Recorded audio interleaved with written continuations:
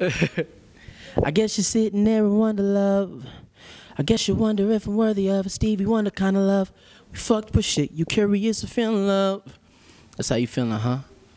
Although you know that my heart's gone, it's gone. You let a cold nigga feel your warm touch every time we chill. Shit. It's PATisDOPE, and I'm here with Mack Wilds in the flesh.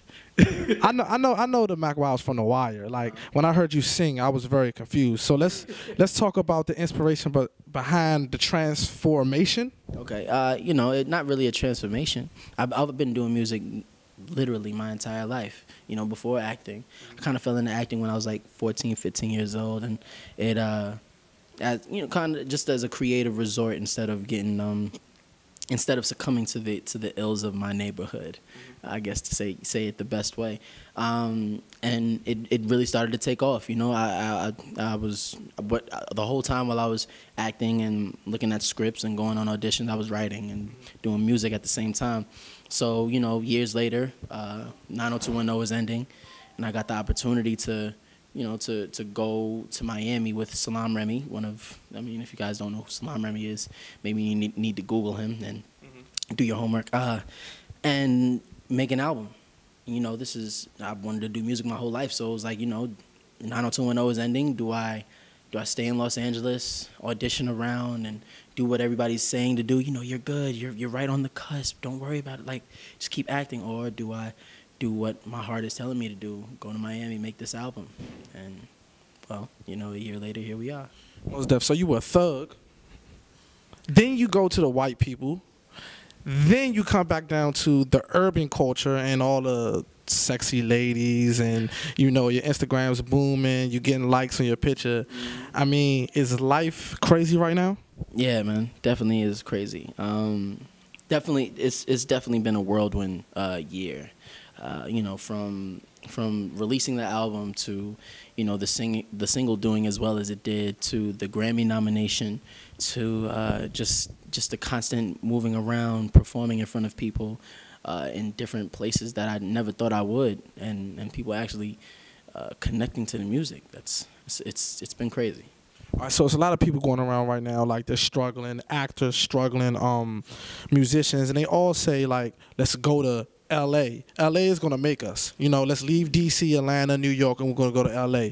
What advice can you give those type of people? If you're going out to LA, I would say stay focused. You know, LA, you know, it's the land of LAX for a reason. You know, you can get caught up out there very quickly. But I mean, if you're truly going out there just, you know, purely for work and to work, there's a lot of work out there, and there's a lot of work to be done. So if you stay very hungry, and if you know what you're out there for, and again, don't get caught up, you're doing the right thing.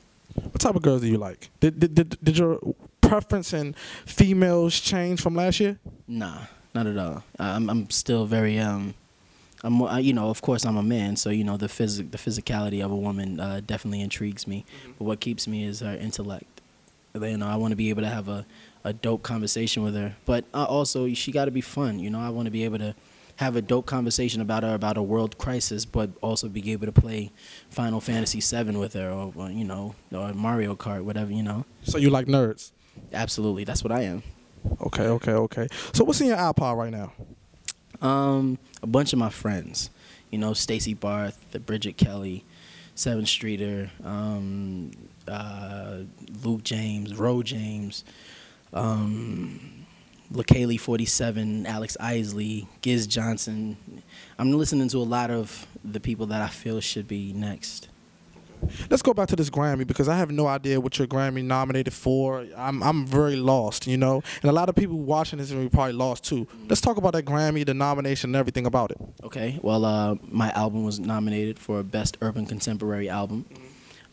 This past Grammys that passed, I was up against Rihanna, Tamar Braxton, Fantasia, Salaam Remi, and unfortunately we all lost to Rihanna. I mean, as we expected, but you know, it was a crazy feeling. You know, just a year ago. Yeah, I just made it. It hasn't even been a full year since the album's been out, and you know, the Grammys noticed something about the music and what I did with it, and really liked it. So yeah, it's crazy.